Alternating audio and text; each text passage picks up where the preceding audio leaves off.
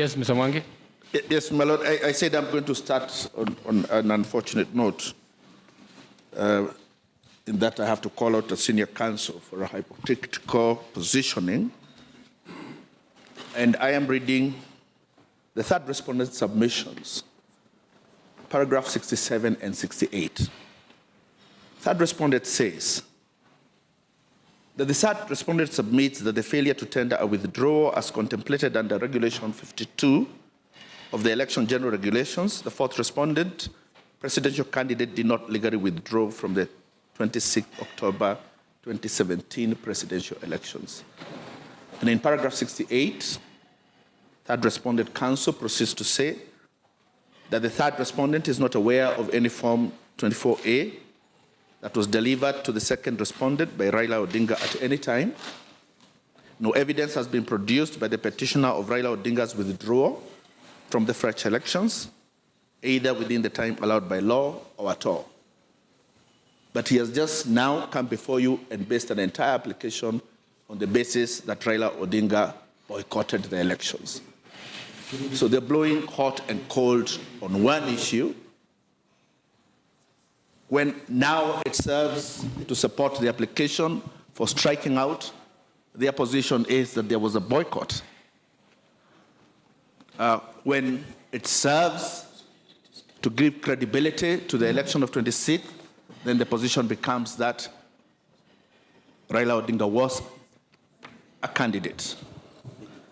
But notwithstanding, my lord, I think the question that should be before this court is not, as asked by my learned senior, what the role of the fourth respondent is, but whether the fourth respondent is a necessary party to these proceedings. And again, I will start again on the third respondent's own submission, because throughout the submissions of the third respondent, they have made various allegations against the fourth respondent. I will just highlight the paragraphs and the pages in which they are. Paragraph 9, paragraph 12, that is on page 2 of the submissions. Paragraph 39, and what I've read, paragraph 67, paragraph 68, paragraph 69, paragraph 111, paragraph 112, and paragraph 118, and lastly, paragraph 139. All of them raising issue with the conduct of the fourth respondent in the matters relating to this petition. I will also, in the petition itself, wish to refer you to various paragraphs in which matters relating to the fourth respondent have been raised. There is paragraph 18, subparagraph G, H, I, and O of the petition. Paragraph 79, paragraph 81, paragraph 84, paragraph 88, and paragraph 93R. The question would be, in those circumstances, what was the appropriate response of the fourth respondent once filed in a petition in which its conduct is the basis of some of the prayers that are being sought by this court. And our response was to respond to the petition by placing before the court matters which we think explain the situation in which we found ourselves in. And being a legal proceeding, you can only respond by placing before the court the law and the evidence. Though it is suggested that all we needed to do is make an acclaim. We don't agree with everything entirely that with many things on which the petition itself is based, and on many allegations that they have made, which we shall, at the hearing, point out.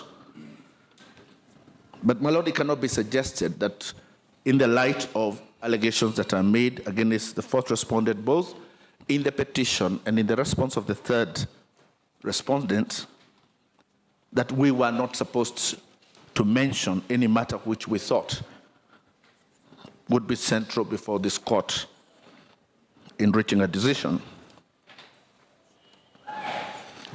My Lord, to go into an argument now on what would turn out by our participation would literally mean that we have to present our case to you now and to prove to you that our appearance before you is proper and that our submissions before you are proper. I believe the right place to do that is during the hearing of the petition. As we have been able to show, we do have, and both the petitioner and the third respondent themselves have laid the basis for us to be before you and for us to come and place matters before you. Another issue that is also hypocritical of the third respondent is that they say that by the time we filed the response, we locked them out from replying because the time for making responses was over. But that applies to what they say in the submissions, because I don't know at which point they also anticipated that the fourth respondent is going to answer to those things they have said in the submissions. So the same accusation they're making of the fourth respondent is the one they themselves have already committed. Because if they thought that it was right, that somebody should have a chance to say something after the last documents have been filed, they would have avoided making the allegations they make against the fourth respondent. They are not even offering to withdraw those allegations that they have made and the accusations that they have made. For that reason, my Lord, this application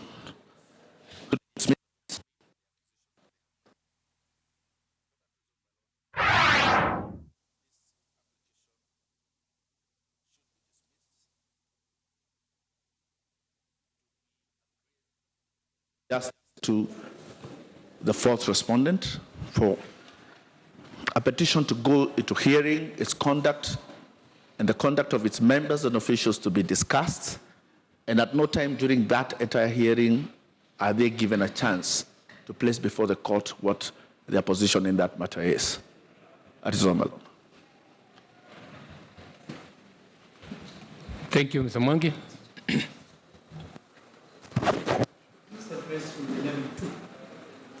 Mr. Mwangi, address rule 11.2. My Lord, in respect of the documents. What does it mean? What does it say in 11.2? Yes, my Lord, our position is peculiar. When we begin from the point that we are brought before this court and we have been sued and made respondents in these proceedings. If our question and our answer to this petition is not a straight yes or no, and in our case gets complicated by the fact that many allegations are made against us, we would say yes. If we were to merely support the petition, we would say yes, we do support the petition. But to do so without explaining our position on many of the matters that have been said would literally mean that we are accepting the petition and agreeing to everything that has been said, including the various accusations that have been made against the coalition and its officers and members.